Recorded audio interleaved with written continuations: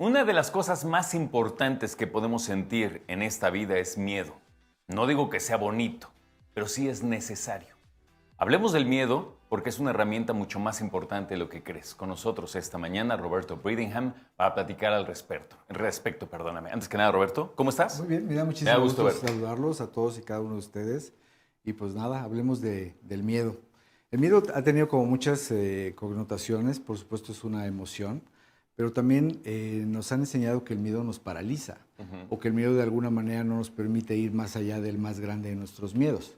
Cuando en realidad el miedo, si está presente en tu vida, tiene una función específica, como tú lo decías hace un momento, y una función clara, que de alguna manera en su lenguaje te está diciendo que estás listo para hacer algo nuevo, si no, él no estaría presente en tu vida. Creo que es un punto interesante. Claro. Y de repente a lo mejor nuestro corazón se para, nos da miedo, nos sentimos aterrados porque las cosas no funcionan, pero de alguna manera hay que comprender que el miedo tiene ese sentido de pertenencia y que a veces lo hemos aprendido a través de nuestras figuras autoritarias. Mamá, papá, la escuela, y nos paralizan. Hay miedos que hemos ido desarrollando a lo largo de nuestra vida, pero también hay miedos que hemos ido absorbiendo a través de lo que nosotros percibimos en nuestra existencia. Ahora, el miedo, te decía yo, que como una parte de estas emociones básicas, ¿no? Como puede ser el amor, como puede ser la alegría, ¿no? El miedo tiene un lenguaje, pero el miedo no te puede hablar como el amor no te puede hablar como el terror. Entonces el miedo tiene un lenguaje específico que te está indicando algo muy claro si sabes interpretar la idea. Y justamente es, a la humana le sacamos al parche, por decirlo así, y no nos gusta contar o tener ese contacto con las emociones. ¿Por qué? Porque duele.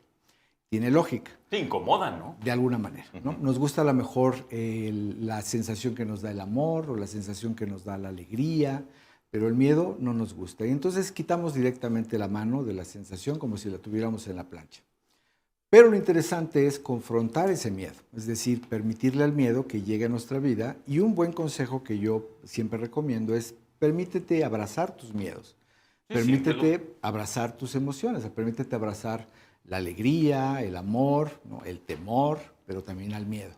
Y cuando dejas que este entre y que ya no haya un lugar más al fondo donde ir, te vas a dar cuenta que puedes decirle desde ahí, gracias por haber llegado a mi vida, ahora sí te puedes ir, y quedarte en silencio para aprender cuál es el mensaje que este vino a traerte. Y siempre hay un mensaje implícito en todas estas emociones. Oye, Roberto, perdón que te interrumpa, pero ¿no te parece también que de repente tenemos que entender qué tipo de miedo estamos sintiendo? No quiero hacer como toda una caracterización del miedo, pero también no es lo mismo un miedo natural. Si tú le preguntas a una persona, ¿qué te da miedo? Bueno, me da miedo morir, ¿no?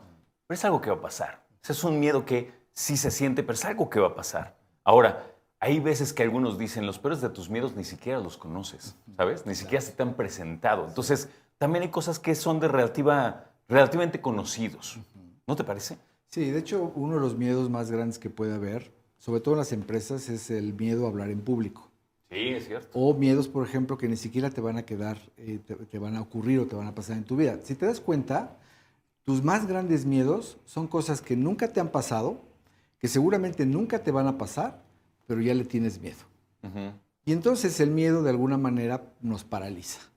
El miedo es parte de nuestra propia naturaleza. El miedo a ser comidos por el león, tigre de dientes de sable, o el miedo a salir de la caverna, de alguna manera forma parte de nuestra existencia genética, ¿no? Tener miedo de alguna manera nos ha protegido como especie para que no nos vayamos al barranco y nos caigamos. Sí, los matemos. Cosa que estamos haciendo, ¿no? Ya nos está pasando, ¿no? Tenemos miedo de quién va a apretar el botón nuclear, ¿no? En este momento. Entonces, de alguna manera, pues bueno, pues el miedo siempre va a estar presente. Ahora, el miedo no hay que evitarlo. Y como lo dijiste bien, va a estar presente a lo largo de tu vida.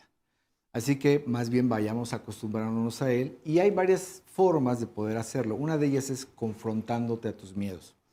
De manera protegida, de manera que el ambiente te sientas cómodo y poco a poco puedas tú ir creando estas ideas. Ahora, mentalmente, seguramente tú has oído esta palabra de la mente es muy poderosa. Y lo es.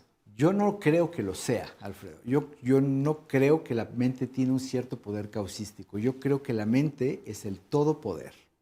Entender una cosa es cederle un cierto poder causístico a este y entender la otra es saber que sin tu mente no existe nada, porque no hay un estado de conciencia acerca de ellos. Entonces nuestros miedos son literalmente mentales. A ver, nada más para entender. Si entiendo lo que me estás mencionando y nos estás platicando ahorita, tiene que ver con... Tú puedes tener una imaginación muy poderosa. Sí. Una cosa es que lo puedes desarrollar y otra cosa es que esté pasando. Exacto. Entonces hay que agarrar esas riendas fuerte. Exacto. ¿Sí? Exacto. Ok.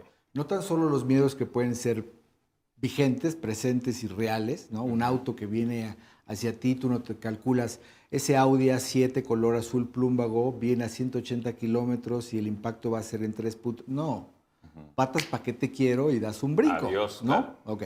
Pero también tenemos miedos que no te están pasando, que son mentales y si te das cuenta, muchos de ellos son parte del diálogo y rollo que nos tenemos diariamente y si le pusiéramos atención al tipo de pensamientos que tenemos para con nosotros mismos, la verdad es que somos bastante destructivos, Sí.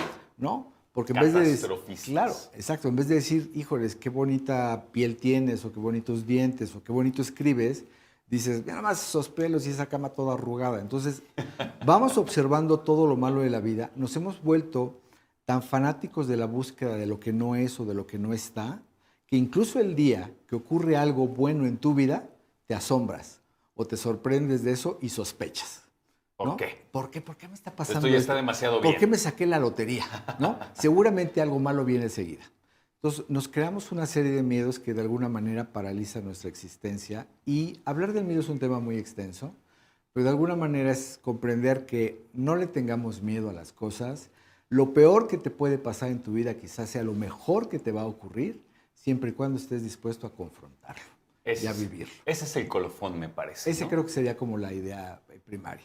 Y una última recomendación, si Por me favor, lo permites, ya para cerrar. es síganos en nuestras redes sociales, por supuesto, no tengan miedo a suscribirse, compartan ¿no? estos pequeños pláticas de alguna manera para que los seres sintientes vayamos coincidiendo de una manera más incluyentes.